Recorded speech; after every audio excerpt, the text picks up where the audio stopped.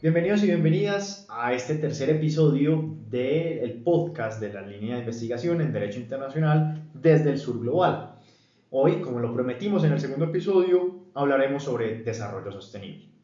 Nos acompaña Alejandro Rosso, Javier Peña, Luis Alviera, quien les habla, Martín Posada, miembros de la línea de investigación en Derecho Internacional desde el Sur Global del Observatorio Latinoamericano de Empresas y Derechos Humanos de la Universidad Externado de Colombia.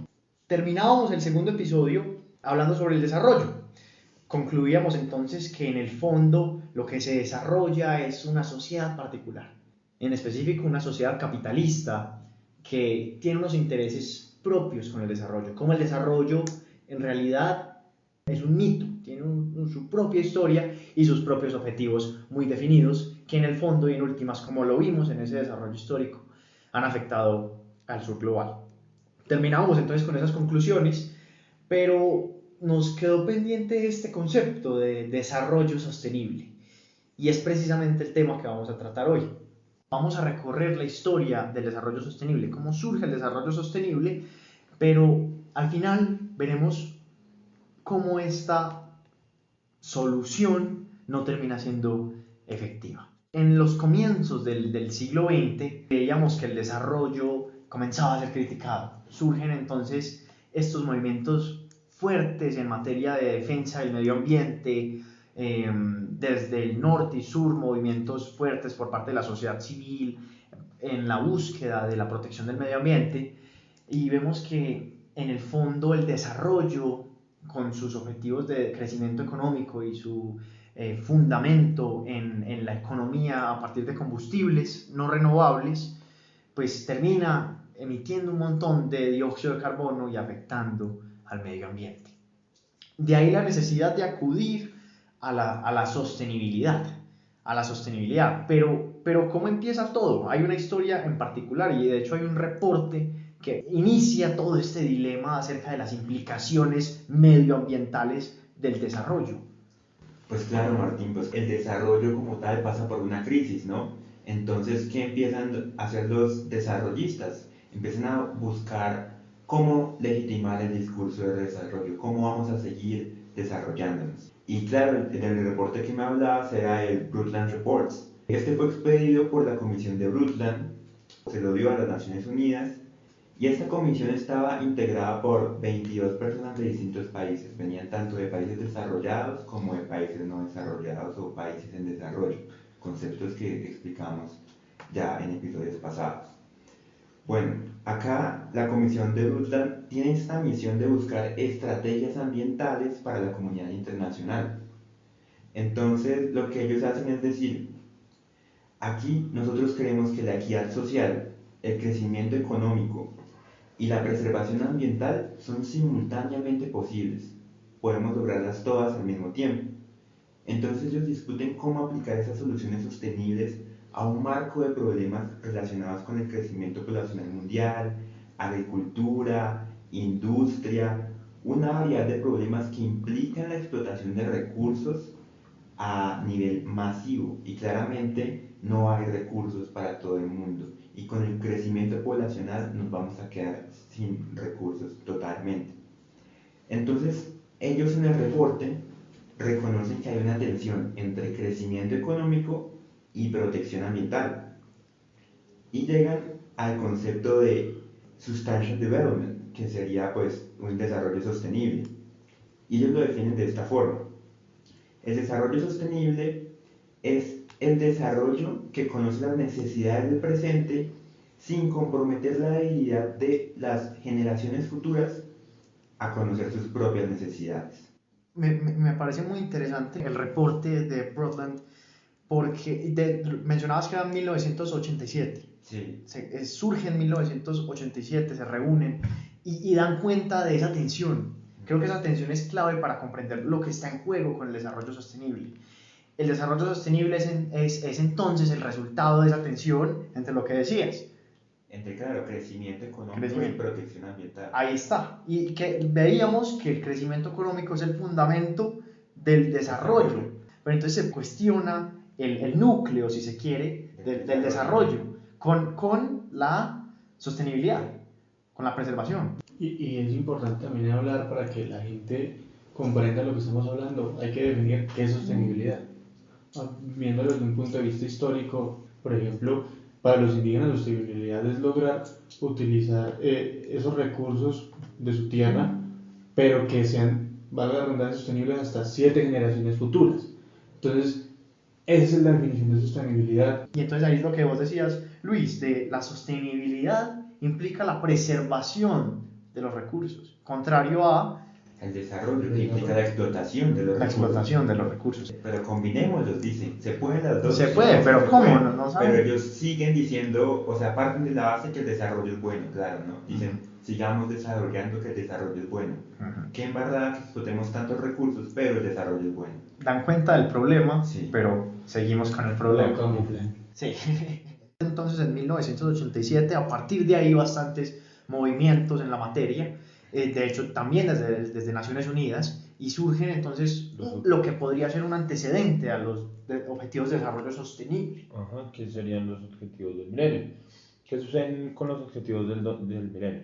En el 99 se da una reunión por parte en las Naciones Unidas, por parte de casi 189 pues, naciones de ese momento. Esta es una reunión pues única porque es donde están reunidos muchos estados, en la cual se toma una decisión para cumplir 3 metas que en ese momento importaban mucho. Primero, reducir a la mitad el porcentaje de personas cuyos ingresos eran inferiores a $1 por día. Claro, en su momento, como actualmente preocupa, pero pues en ese momento $1 generaban mucho más ingresos. Por otro lado, buscaban que el empleo fuera un mecanismo potenciador del progreso, en el sentido de que todos puedan acceder al trabajo y en ese momento generar una equidad e igualdad de género, porque en ese momento prevalecía, era más fácil que un hombre consiguiera trabajo que una mujer. Por otro lado, la tercera meta era reducir el hambre mundial. En ese momento, en la edad entre 0 y 5 años, la tasa de mortalidad por hambre era muy grande en el planeta. Basado en esto, las Naciones Unidas se reúnen, que es la famosa Cumbre del Milenio, o sea, en Nueva York, entre el 6 y el 8 de septiembre del 2000, en la cual se genera un informe, que es el A54 del 2000, en el cual se marcan 8 puntos. El primero, erradicar la pobreza extrema y el hambre. El segundo, lograr la enseñanza primaria universal. Tercero, promover la igualdad entre los géneros y la autonomía de la mujer. Cuarto, reducir la mortalidad infantil. Quinto, mejorar la salud materna. Sexto, combatir el VIH, SIDA, el paludismo y otras enfermedades, que en ese momento la enfermedad que estaba en el punto era el VIH. Séptimo, garantizar la sostenibilidad del medio ambiente. Y octavo, fomentar una asociación mundial para el desarrollo. Esto, pues como hablábamos ahorita, sí, todas las naciones, muy bien que todos estuvieran muy presentes, se crea este informe, pero este no era obligatorio su aprobación en cada nación. Entonces, ¿qué pasa? Esto al final fracasó. ¿Y esto por qué se da? Porque no nos damos cuenta que no es todas las naciones no tienen los mismos puntos para poder llegar a esa sostenibilidad y a ese desarrollo. O sea, tenemos que entender el contexto histórico del momento. O sea, nos estamos dando cuenta que venimos de una Unión Soviética, que los países se están separando de esa famosa Unión Soviética. En lo que puede decirse Asia, se están dando las primeras revoluciones islámicas. Sí. Acá los países latinoamericanos están sufriendo crisis económicas muy fuertes, sobre todo en Argentina, en Colombia, en México. Entonces, pues no todos pueden enfrentar ahorita esos mismos puntos, excepto pues lo que pues, decíamos ahorita, solo como países más importantes y los que estaban mejor en ese momento económicamente. Países del norte. Eso da cuenta de muchas cosas, porque no es, claro, la situación de los estados entre norte y sur es diferente, Obvio. pero también precisamente por lo que hemos venido hablando, por esas relaciones de poder y por esas desigualdades que en el fondo el derecho internacional termina expandiendo. Y al final se contradice lo que se buscaba, y era que, o sea, como que el eslogan de esto era que ningún país se quedara atrás, pero pues en ese momento era muy complicado.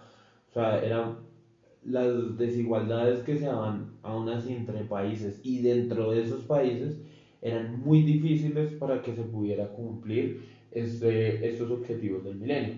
Se suponía que todos estos problemas se tenían que reducir para el 2015, pero pues como les decía, fracasó, y entonces en el 2015 hubo como un nuevo intento. Estos objetivos del milenio son un antecedente a lo que vendría a ser estos objetivos de desarrollo sostenible, al igual que lo que podría ser la cumbre mundial de 2005, los tratados de derechos humanos, Río más 20. sí, sí, y incluso se menciona como antecedente algo muy peculiar, que lo hablábamos también en la sesión anterior, que les invitamos a escuchar, la declaración sobre el derecho al desarrollo. Es decir, se toma como un antecedente, como base esa declaración del derecho al desarrollo que se buscó desde África fundamentalmente, que esa necesidad de desarrollarse. Es decir, vemos cómo, y también, al igual que los objetivos del milenio, se sigue intentando solucionar el problema ignorando las dinámicas globales imperiales. Se sigue ignorando que existen unas realidades ocasionadas por la colonización que hasta el día de hoy siguen afectando a muchos estados. Se toma por sentado el sistema. Ahí está. Además que el norte plantea su desarrollo y ese desarrollo se lo quiere hacer ver a las demás naciones. Si nos damos cuenta, en África hay un tipo de desarrollo, acá en Latinoamérica hay otro desarrollo, y eso lo podemos ver con lo que decíamos con lo de los indígenas. Los indígenas tienen una forma muy diferente de ver la sostenibilidad. Me leíste la mente. Y es eso, o sea, ellos ven, o sea, obvio, nosotros vamos a un resguardo indígena y criticamos la situación que se ve, pero es que para ellos eso está perfecto y eso les está permitiendo lo que usan, que las siguientes 7 generaciones puedan existir en perfectas condiciones, mientras nosotros ¿qué buscamos? Buscamos esa idea capitalista salvaje que es que producir, producir, producir al menor costo, a la mano de obra más barata que se pueda dar, que es, digamos que eso se ve mucho, sobre todo en países como China, aún así los propios países latinos, y eso es pues un problema, porque no sabemos cada país qué desarrollo quiera darle y hacia dónde quieran dirigirse. Vemos que en el fondo el desarrollo, como lo acabas de enunciar perfectamente, es un discurso. Tiene una teleología implícita, tiene unos objetivos ya previamente definidos con los cuales hay que seguir, pero no se puede. Vemos que los antecedentes incluso parten de la base del mismo problema del desarrollo. Pero ¿qué pasa? ¿Qué pasa? ¿Qué pasa en 2015? Sí, no, después las Naciones Unidas se dan cuenta de que... Bastante reciente.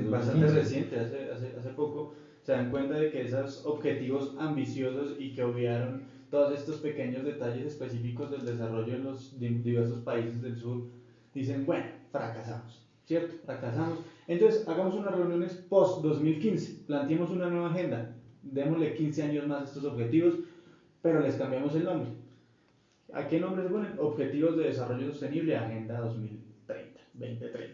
Entonces lo que se hace es que jefes de estados y de gobierno y altos funcionarios y representantes se reúnen en Nueva York otra vez, del 25 al 27 de septiembre del 2015, y dicen, bueno, vamos a volver a plantear unos objetivos distintos, estos objetivos, pero añadámosles el problema del medio ambiente. Entonces por eso se llama Objetivos de Desarrollo Sostenible. Entonces vamos a el medio ambiente, son 17 objetivos con 169 metas, objetivos que van desde el fin de la pobreza, como están en los objetivos anteriores, hasta educación de calidad, paz, justicia e instituciones sólidas.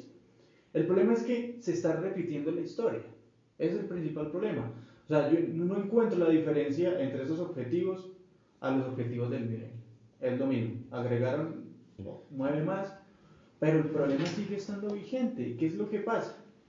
Vamos hacia un fracaso inminente con los objetivos del 2030. Sí, porque en el fondo son 17 objetivos bastante ambiguos, bastante ambiciosos, si se quiere, que desconocen las realidades. Es en el fondo una solución universal. Son soluciones universales que buscan solucionar los problemas sin encontrar problemas. Específicamente, los objetivos de desarrollo sostenible implican 6 transformaciones, es decir, 6 transformaciones para su cumplimiento por parte de los estados. Una primera transformación comienza a partir de la educación, afirma que con una educación sólida se alcanza un crecimiento económico que conduce a reducir la pobreza y posteriormente con menos pobreza se reduce la desigualdad de género y otras desigualdades. Eso es una primera transformación que parte desde la educación, pero vemos cómo se enfoca en el crecimiento económico. O sea, la educación para que haya crecimiento. Para que haya crecimiento económico. Eso es una primera transformación. Una segunda transformación se concentra en la salud, en que es el objetivo número 4 o 5, si no estoy mal. La salud es el tercero. El tercero, vale.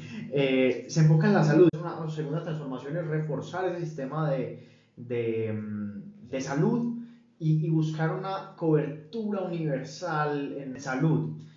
Luego una tercera transformación es el acceso a energía sostenible o energía renovable, lo que llevaría a supuestamente reducir la huella de carbono en cuanto a energía y por lo tanto reducir también la contaminación industrial y la contaminación del agua, la tierra y el aire. Eso es una tercera transformación. La cuarta, conservar, preservar, si se quiere, el agua y los océanos específicamente, al igual que los bosques, buscar la reforestación y buscar que las personas participen en ello.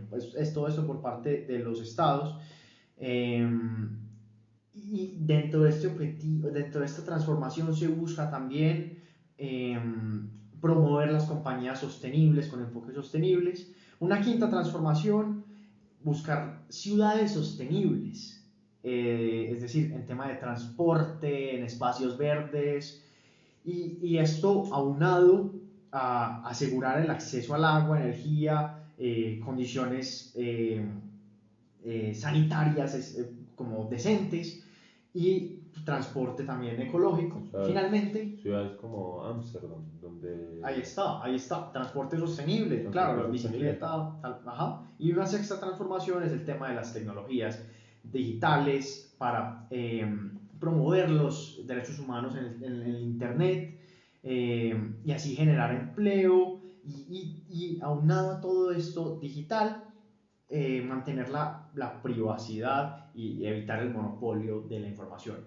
¿A qué vamos con todas estas transformaciones? Que todas estas transformaciones dan cuenta de los diferentes enfoques de los objetivos de desarrollo sostenible. Vemos cómo hay unos enfoques que tienden, se inclinan hacia la reducción de la pobreza y cómo con la creación de empleo, pero por otro lado vemos que buscamos fomentar las empresas ecológicas, buscamos reducir las emisiones, pero entonces, ¿cómo conciliar esas dos visiones? ¿Cómo conciliar la creación de trabajo y la creación de empleo con el mantenimiento del medio ambiente?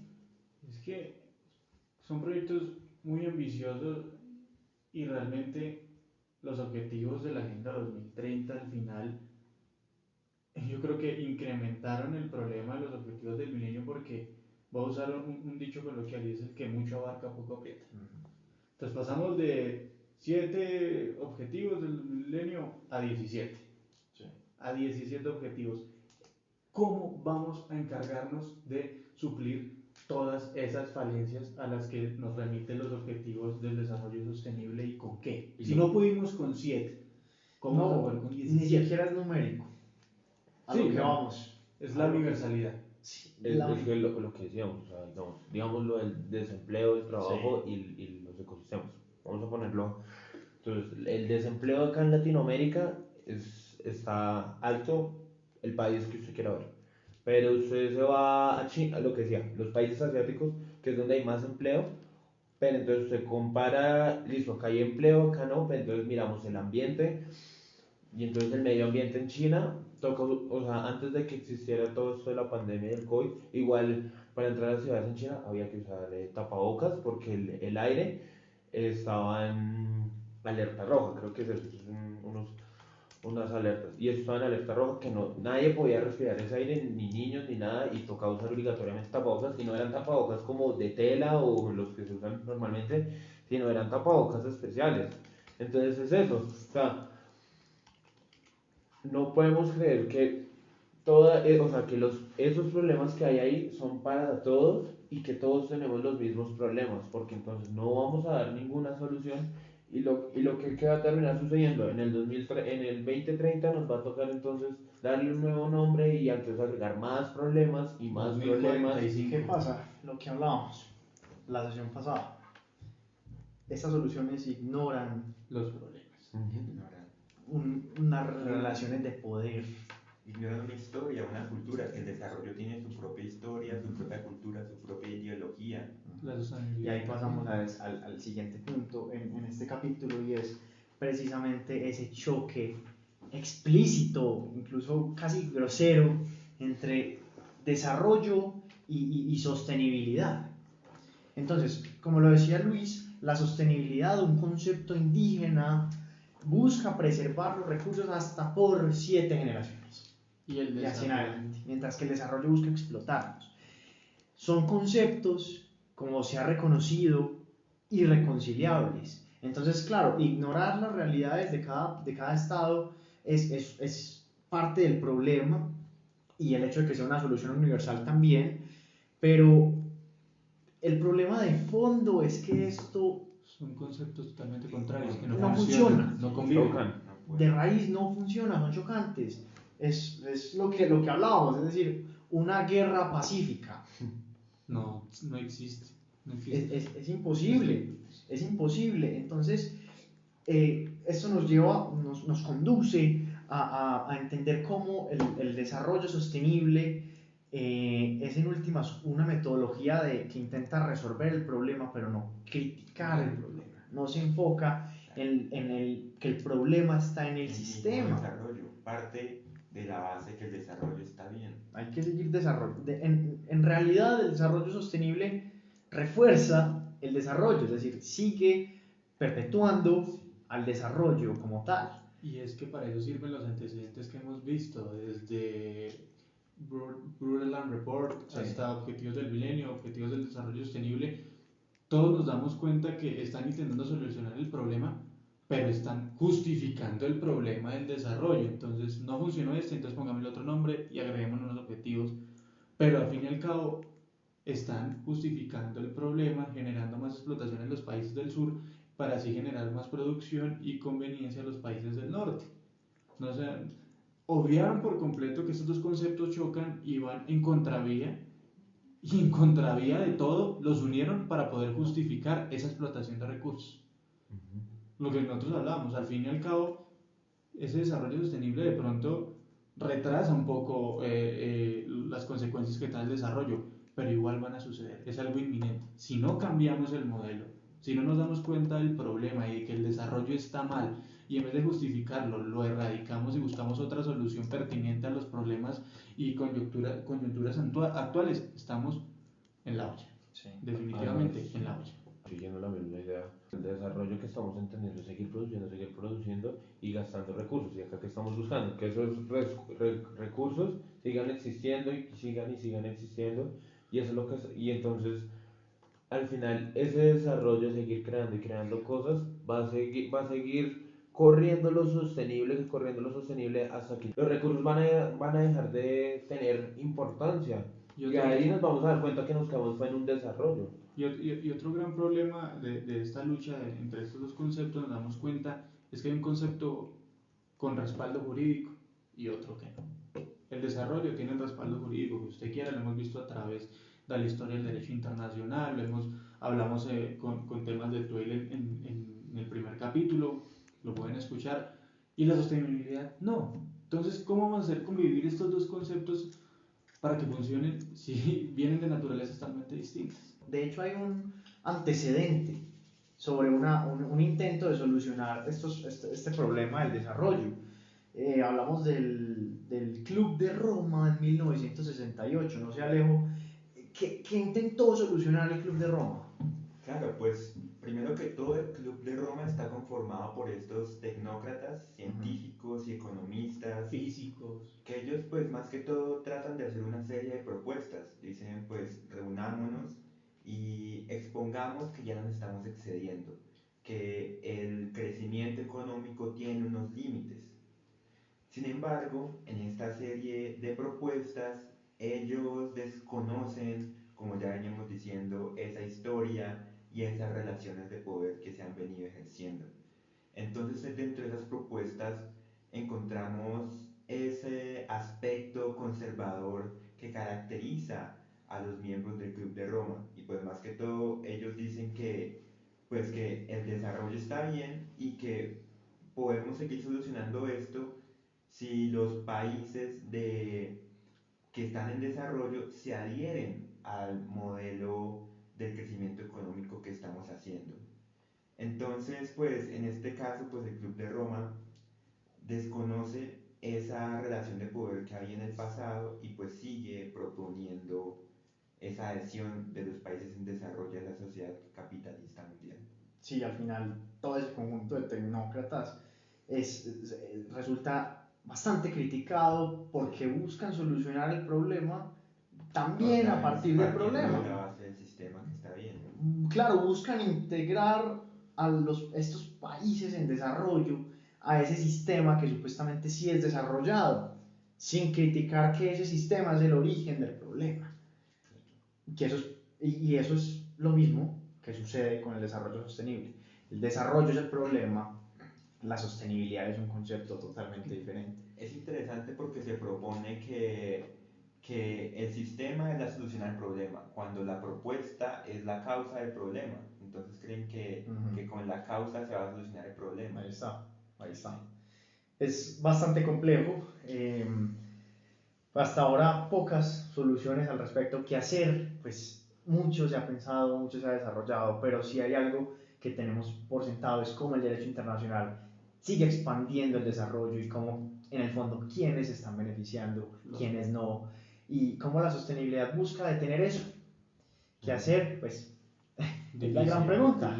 Pero vemos que el desarrollo tal y como está funcionando en la actualidad nos va a llevar a la autodestrucción y al incremento incluso de las desigualdades. No, y lo que hemos visto en estos episodios es ejemplo vivo de que al final todos estos conceptos, todos estos tratados internacionales, declaraciones, etcétera, etcétera, vemos como el derecho internacional sigue permeado del imperialismo, porque al fin y al cabo todo este crecimiento económico, esta explotación social, laboral, etcétera, etcétera, los que se ven beneficiados con su concepto desarrollista son los países del norte explotando los recursos para generar bienes de consumo a espaldas y a raíz de las costillas de los países del sur, mientras nos venden la idea de que también vamos hacia ese lado. Y claramente no vamos hacia ese lado. De acuerdo. Y que además, pues, o sea, eso también, o sea, esta idea también se tiene que salir un poco del derecho, ¿no? O sea, también tenemos que dejar que otras ramas actúen, ya sean ciencias naturales o ciencias humanas, porque es que, lo que les digo, o sea, si dejamos que el derecho siga siendo el líder de esta bandera de, bueno, tenemos que salvar el planeta, pero ¿quiénes controlan verdaderamente el derecho? ¿Sí? O sea, nos tenemos que dar cuenta qué quieren hacer con el derecho, y el derecho ahora sí va a ser su arma para hacer todo lo que quieren hacer, pero no dejamos que otras ramas actúen, o sea, que, digamos, o sea, porque no dejamos que los biólogos nos digan, miren, lo que estaba realmente pasando con el planeta es esto, porque no dejamos que la medicina, o sea, la medicina no solo de estos planetas, sino de otros países hablen y digan, miren, en África está pasando esto. De estos planetas. de estas naciones. O sea, dejar que hablen otras ramas, pues, es muy difícil dejar que que solo sigan esos mismos hombres blancos, pues, o sea, usando el derecho para de hecho, lo que quieren. mencionan, creo que con esto cerramos, es un punto importante a tener en cuenta. Y es que vos mencionas la importancia de escuchar la biología y estos otros conocimientos prácticos sobre el qué está pasando y el qué se puede hacer. Pero eso nos conduce a ese vacío que ha sido creado en cuanto al conocimiento entre norte y sur. Ese vacío que se dibuja desde la conquista, desde que se acerca, se llega el contacto entre Occidente y Abya Yala y, y, y dibujan esa línea entre lo que es su mundo y el nuestro, entre lo que es legal, lo que es ilegal, entre lo que es válido y lo que no lo es. Y en ese dibujo que sigue hoy bastante vigente, se hace una línea de lo que es el conocimiento. Entonces el conocimiento desde Occidente e incluso hasta el día de hoy se adquiere a partir de la racionalidad o de la experiencia. Son las dos formas de adquirir conocimiento. Pero esas dos formas de adquirir conocimiento son hegemónicas, son impuestas. ¿Qué pasó con las otras formas de adquirir conocimiento que ya teníamos, por ejemplo, que ya se tenían en Abya Yala? ¿Qué pasó con esas formas de conocimiento? Al día de hoy no son válidas, al día de hoy se las tildan de ridículas, por ejemplo, los mitos, las leyendas, las historias campesinas, la magia. Lo que decíamos, o sea, y digamos, es más de occidente norte, o sea, digamos, en el norte todo es que tiene que ser conciencia, que tiene que ser probado, pero digamos acá nosotros teníamos probado, o sea, los indígenas, las raíces, cómo probaban las cosas mirando hacia el cielo. Y no era con los sistemas, digamos, que ahorita utiliza la NASA, Entre otras. sino mirando el cielo empezábamos a comprender el mundo. Y, y a eso me refiero, o sea, permitir que otras ciencias entren al juego para salvar el planeta. A lo que voy es que la ciencia de por sí es un discurso hegemónico. Estoy de acuerdo en lo que dices, pero la racionalidad y la experiencia, fundamentos de las ciencias, son discursos hegemónicos también que terminan eliminando estas otras formas de conocimiento. Entonces, ¿por qué no? Para solucionar estos problemas, claro, la biología, la ciencia es importante. ¿Por qué no escuchar los conocimientos indígenas? ¿Por qué no escuchar ellos cómo preservaron y siguen preservando el medio ambiente? ¿Por qué no escuchar los discursos campesinos sobre la preservación del mismo? Que en últimas también es una forma de reivindicación del sur. Quizás ahí esté un inicio de esa respuesta, pero no deja de ser bastante un debate muy grande y muy difícil. Pero yo creo que hasta aquí el episodio de hoy. Muchas gracias a ustedes y gracias a quienes nos escuchan. Les invitamos a que sigan este primer álbum, si se quiere, de la línea de investigación en Derecho Internacional desde el Sur Global. Nos vemos en nuestro próximo episodio sobre cómo indigenizar, precisamente sobre este último punto, cómo indigenizar al derecho internacional. Los invitamos a seguirnos en nuestras redes y muchísimas gracias. Gracias. Hasta el próximo episodio.